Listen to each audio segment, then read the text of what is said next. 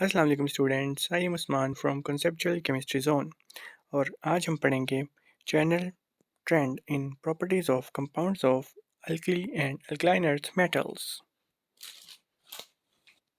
जैसे कि नाम से जाहिर है कि इस वीडियो में हम अल्कली और अल्कलाइन अर्थ मेटल्स के कंपाउंड्स के बारे में पढ़ेंगे, जिनमें हमारे पास ऑक्साइड्स, हाइड्रोक्साइड्स, नाइट्राइड्स, सल्फाइड्स और कार्बोनेट्स वगैरह शामिल हैं।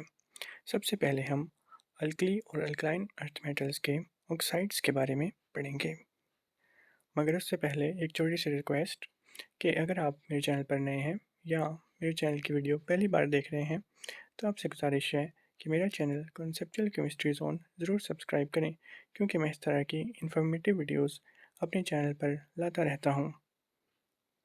चलते हैं जी अपने टॉपिक की तरफ, और सबसे पहले हम बात करेंगे अल्कली और अल्कलाइन अर्थ मेटल के ऑक्साइड्स की। तो जैसा कि आपको पता है कि अल्कली मेटल्स को अल्कली मेटल्स इसलिए कहते हैं क्योंकि जब इन मेटल्स को वाटर में डिज़ोल्व किया जाता है तो ये स्ट्रॉन्ग अल्कली बनाती हैं। और अल्कली मेटल्स के जो ऑक्साइड होते हैं, इन्हें भी जब वाटर में डिज़ोल्व किया जाता है तो ये भी बेसिक सोल्यूशन बनाते हैं, या हम कह सकते हैं कि ये भी अल्कलाइन सोल्यूशन बनाते हैं। जैसे कि आपकी बुक में एग्जाम्पल भी दी हुई है, जिसमें लिथियम ऑक्साइड को जो वाटर के साथ ट्रीट किया जाता है तो लिथियम हाइड्रोक्साइड बनता है, और सोडियम ऑक्साइड को जब वाटर में डिज़ोल्व किया जाता है तो सोडियम हाइड्रोक्साइड बनता है, और साथ हाइड्रोजन जो है वो लिबरेट होती है। इस तरह के जो रिएक्शन होते हैं ये एसिड बेस रिएक्शन होते हैं। इनमें ऑक्सीडेशन नंबर जो है वो चेंज होता है, और मेटल के साथ जो ऑक्सीजन एटम ऑक्साइड की शक्ल में पाया जाता है वो वाटर के मॉलिक्यूल्स को डिकम्पोज कर देता है। जब भी ऑक्साइड आयन वाटर मॉलिक्यूल को डिकम्पोज करता है तो हमारे पास हाइड्रोक्साइड आयन्स बनते हैं। यही वजह है कि इन हाइड्रोक्साइड बनने की वजह से जो ओवरऑल रिएक्शन है उसमें जब भी मेटल ऑक्साइड वाटर के साथ रिएक्ट करेगा तो मेटल का हाइड्रोक्साइड बनेगा, उसके साथ हाइड्रोजन जो है वो लिबरेट होगी। इसके बाद कुछ पेरियोडिसिटी की बात करते हैं, तो उसमें हम कहते हैं जब भी हम अल्कली मेटल के ग्रुप में या ग्रुप 1A में टॉप टू बॉटम मूव करते हैं तो अल्कली मेटल ऑक्साइड्स का बेसिक कैरेक्टर जो है वो इंक्रीज़ हो जाता है। इस बिना पर हम कह सकते हैं कि जो लिथियम के ऑक्साइड्स हैं वो जो बेसिस बनाते हैं वो कम स्ट्रॉन्ग होती हैं as compare to group members which are present at the bottom of the group 1A, जिनमें सोडियम हाइड्रोक्साइड, पोटेशियम हाइड्रोक्साइड वगैरह आ जाते हैं। तो यहाँ से हम ये कंक्लूजन ड्रॉ कर सकते हैं कि लिथियम के हाइड्रोक्साइड्स जो हैं वो कम बेसिक होते हैं, और सोडियम, पोटेशियम, रुबिडियम और सीजियम वगैरह के जो हाइड्रोक्साइड्स हैं वो ज़्यादा बेसिक होते हैं। और जैसे ही हम टॉप टू बॉटम मूव करते हैं तो इन हाइड्रोक्साइड्स की बेसिडिटी जो है वो बढ़ती जाती है। उसके बाद आपकी बुक पे पोटेशियम सुपर ऑक्साइड के बारे में लिखा हुआ है कि ये सुपर ऑक्साइड जो है वो बहुत इम्पोर्टेंट होता है। ये माउंटेनर्स वगैरह या जो लोग पहाड़ों की चोटियाँ सर करने पहाड़ों के ऊपर जाते हैं वो अपने सांस लेने वाले सिलेंडरों में पोटेशियम सुपर ऑक्साइड जो है उसका इस्तेमाल करते हैं। इसके इस्तेमाल की सबसे बड़ी वजह ये है कि पोटेशियम सुपर ऑक्साइड जो है वो कार्बन डाइऑक्साइड को अब्जॉर्ब कर लेता है और ऑक्सीजन जो है वो रिलीज़ करता है, और वही ऑक्सीजन माउंटेनर्स जो हैं वो अब सांस लेने के लिए इस्तेमाल करते हैं। जिस तरह आपकी बुक पे एक रिएक्शन भी लिखा हुआ है जिसमें पोटेशियम सुपर ऑक्साइड को जब कार्बन डाइऑक्साइड के साथ रिएक्ट कराया जाता है तो पोटेशियम कार्बोनेट बनता है और ऑक्सीजन जो है वो रिलीज़ होती है। यही ऑक्सीजन जो है वो माउंटेनर्स सांस लेने के लिए इस्तेमाल करते हैं।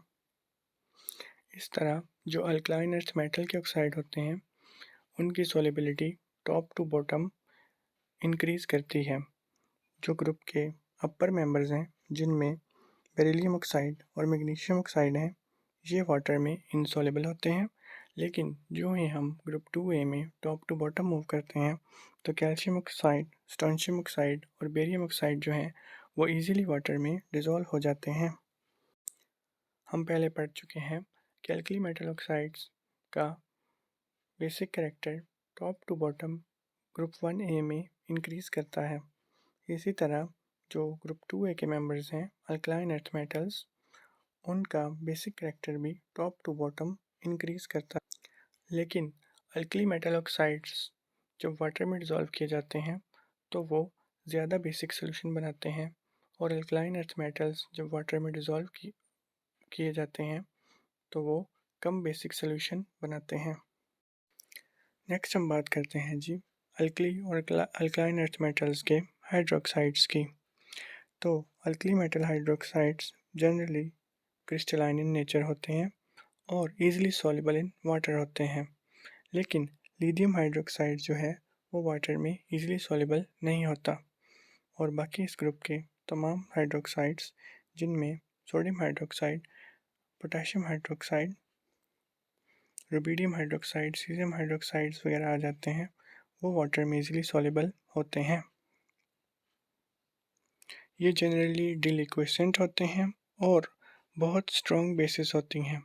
लेकिन लिथियम हाइड्रोक्साइड जो है वो बहुत वीक बेस होता है। तो फर्स्ट पैराग्राफ से हमें ये बात पता चलती है कि जो लिथियम का हाइड्रोक्साइड है वो तो आसानी से वाटर में डिज़ोल्व भी नहीं होता और बहुत वीक बेस के तौर पे एक्ट करता है। नेक्स्ट हम बात करते हैं कि अल्कलाइन अर्थ मेटल जो हैं उनकी सॉल्युबिलिटी क्या ट्रेंड शो करती है। तो जब भी हम ग्रुप 2A में टॉप टू बॉटम मूव करते हैं, अल्कलाइन अर्थ मेटल हाइड्रोक्साइड्स जो हैं उनकी सॉल्युबिलिटी इंक्रीज़ कर जाती है। जैसे कि बेरिलियम जो है वो ग्रुप में टॉप पे पाया जाता है, तो ये वाटर में इनसॉल्युबल होता है। इस तरह मैग्नीशियम ऑक्साइड जो है हाइड्रोक्साइड वो स्पाइनली सॉल्युबल होता है, और जो ही हम टॉप टू बॉटम बेरियम तक मूव करते हैं तो बेरियम के जो हाइड्रोक्साइड्स हैं वो वाटर में काफ़ी हद तक सॉल्युबल होते हैं।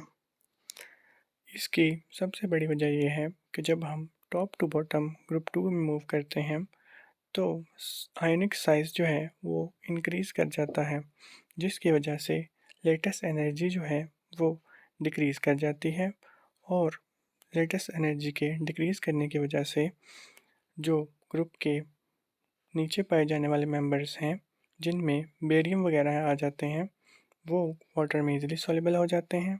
लेकिन ग्रुप में टॉप पर पाए जाने वाले एलिमेंट्स जिनमें बेरिलियम, मैग्नीशियम वगैरह आते हैं वो वाटर में कम सॉल्युबल होते हैं।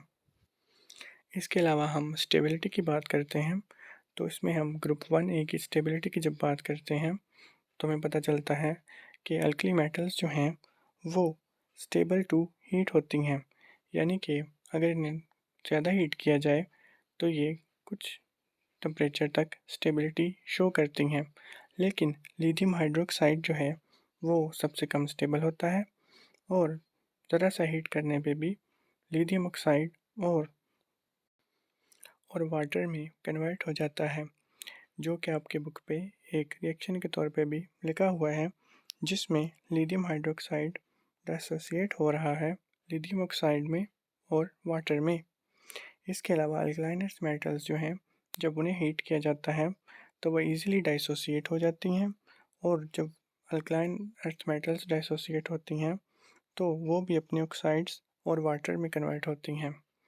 जिस तरह मैग्नीशियम हाइड्रोक्साइड को जब हीट किया जाता है तो मैग्नीशियम ऑक्साइड बनता है और साथ वाटर बनता है। कैल्शियम ऑक्साइड के वाटर में सैचुरेटेड सॉल्यूशन को हम लाइम वाटर भी कहते हैं, और ये कार्बन डाइऑक्साइड के एक टेस्ट के तौर पे भी इस्तेमाल होता है। मैग्नीशियम ऑक्साइड की वाटर में सस्पेंशन को मिल्क ऑफ मैग्नीशिया कहा जाता है, और ये पेट में बदहाज़मी या तेज़ाबियत को ख़त्म करने के लिए भी इस्तेमाल किया जाता है। ये कैल्शियम हाइड्रोक्साइड और मैग्नीशियम हाइड्रोक्साइड क्या होते हैं और इनका यूज़ क्या होता है, ये बहुत इंपॉर्टेंट क्वेश्चन है एग्ज़ाम पॉइंट ऑफ व्यू से। ये दोनों आपने याद रखनी है। नेक्स्ट हम बात करते हैं अल्कली और अल्कलाइन अर्थ मेटल के कार्बोनेट्स की। तो सबसे पहले हम बात करेंगे अल्कली मेटल कार्बोनेट्स की। इसमें सबसे पहले alkali metal carbonates easily soluble to water होते हैं और स्टेबल टू हीट होते हैं। लेकिन लिथियम कार्बोनेट जो है वो इनसॉल्युबल इन वाटर होता है और अनस्टेबल टू हीट होता है, और जब इसे हीट किया जाता है तो आसानी से डिकम्पोज हो जाता है। और जब लिथियम कार्बोनेट डिकम्पोज होता है तो लिथियम ऑक्साइड बनता है। इसके अलावा आपकी बुक पे सोडियम कार्बोनेट का जिक्र किया गया है, जो एक बहुत अहम इंडस्ट्रियल केमिकल है, और जब टेम्परेचर 35.2 से नीचे होता है तो sodium carbonate Na2CO3 dot 10H2O के फॉर्म में पाया जाता है, जिसे हम वॉशिंग सोडा भी कहते हैं। और अगर टेम्परेचर 35.2 से ऊपर हो फिर sodium carbonate Na2CO3 dot H2O की शक्ल में पाया जाता है।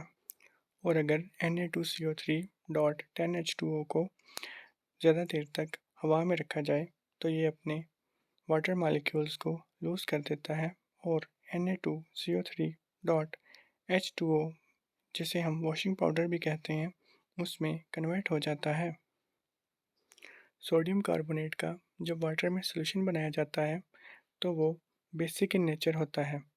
इसके बेसिक इन नेचर होने की सबसे बड़ी वजह यह है कि जो कार्बोनेट आयन होते हैं उनकी हाइड्रोलिसिस हो जाती है। और सोडियम कार्बोनेट वाला पैराग्राफ जो है ये आपके एग्ज़ाम पॉइंट ऑफ व्यू से मोस्ट इम्पॉर्टेंट है। इसमें हमेशा पूछा जाता है कि सोडियम कार्बोनेट जो है वो वॉशिंग पाउडर की शक्ल में कब पाया जाता है और वॉशिंग सोडा की शक्ल में कब पाया जाता है, और सोडियम कार्बोनेट का सॉल्यूशन जो है वो किस नौइयत का होता है, और सोडियम कार्बोनेट का जो सॉल्यूशन है वो बेसिक नौइयत का क्यों होता है। इस तरह के क्वेश्चन जो हैं ये सोडियम कार्बोनेट वाले पैराग्राफ से बहुत ज़्यादा पूछे जा सकते हैं।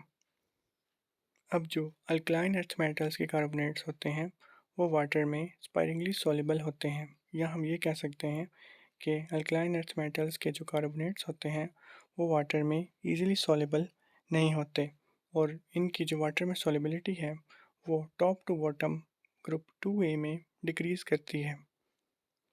और जब इन कार्बोनेट्स को हीट किया जाता है तो ये जल्दी ही डिकम्पोज हो जाते हैं। ग्रुप में मौजूद जो बॉटम पे मेंबर्स हैं उनको आसानी से डिकम्पोज किया जा सकता है, और जो ग्रुप के टॉप मेंबर्स हैं उन्हें हम आसानी से डिकम्पोज नहीं कर सकते। तो हम ये कह सकते हैं कि ईज़ ऑफ डिकम्पोजिशन जो है वो ग्रुप में टॉप टू बॉटम डिक्रीज़ करती है, यानी कि ग्रुप 2A के जो मेंबर्स हैं जब उन्हें हीट किया जाता है तो टॉप वाले मेंबर्स जो हैं वो आसानी से डिकम्पोज हो जाते हैं, और वो मेंबर्स जो ग्रुप के बॉटम में पाए जाते हैं वो आसानी से डिकम्पोज नहीं होते। जिस तरह कैल्शियम कार्बोनेट जब डिकम्पोज होता है तो कैल्शियम ऑक्साइड बनता है और साथ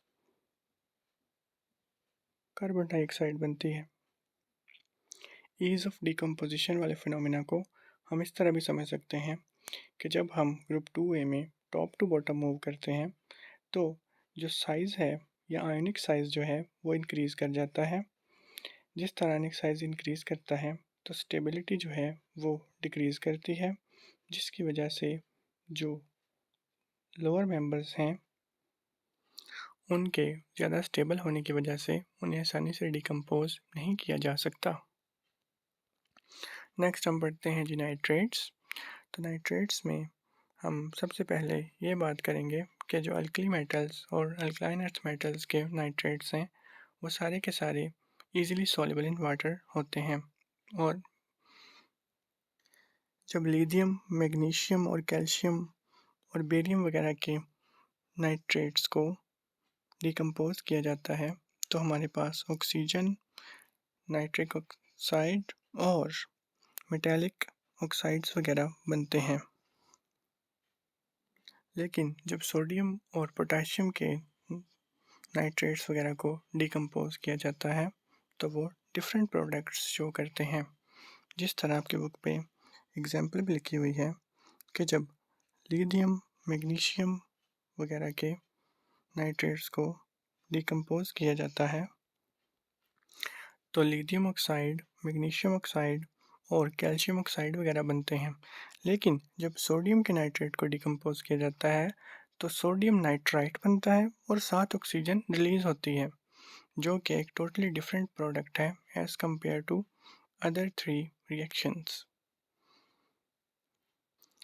नेक्स्ट हम बात करते हैं sulphate of alkali and alkaline earth metals की। जिस तरह अल्कली और अल्कलाइन अर्थ मेटल्स के नाइट्रेट्स जो हैं वो वाटर में इजीली सॉल्युबल होते हैं, उसी तरह जो अल्कली और अल्कलाइन अर्थ मेटल्स हैं इनके सल्फेट्स भी वाटर में इजीली सॉल्युबल होते हैं। लेकिन जो अल्कलाइन अर्थ मेटल्स के सल्फेट्स हैं उनकी solubilities top to bottom group 2A में डिक्रीज कर जाती हैं। बेरिलियम सल्फेट और मैग्नीशियम सल्फेट जो हैं वो वाटर में इजीली सॉल्युबल हो जाते हैं। कैल्शियम सल्फेट जो है वो वाटर में सपरेटली सॉल्युबल है। इसके अलावा जो स्ट्रोंशियम और बेरियम के सल्फेट्स हैं वो वाटर में इनसॉल्युबल होते हैं। कैल्शियम सल्फेट कुदरती तौर पर जिप्सम की शक्ल में पाया जाता है, जिसका फार्मूला CaSO4.2H2O होता है।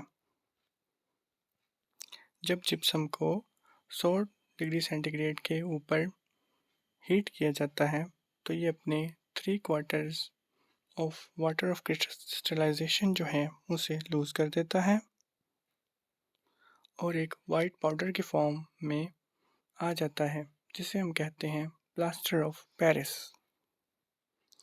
जिस तरह आपकी बुक पे नीचे लिखा भी हुआ है कि calcium sulphate dot 2H2O decomposes to CaSO4 dot H2O plus water molecules.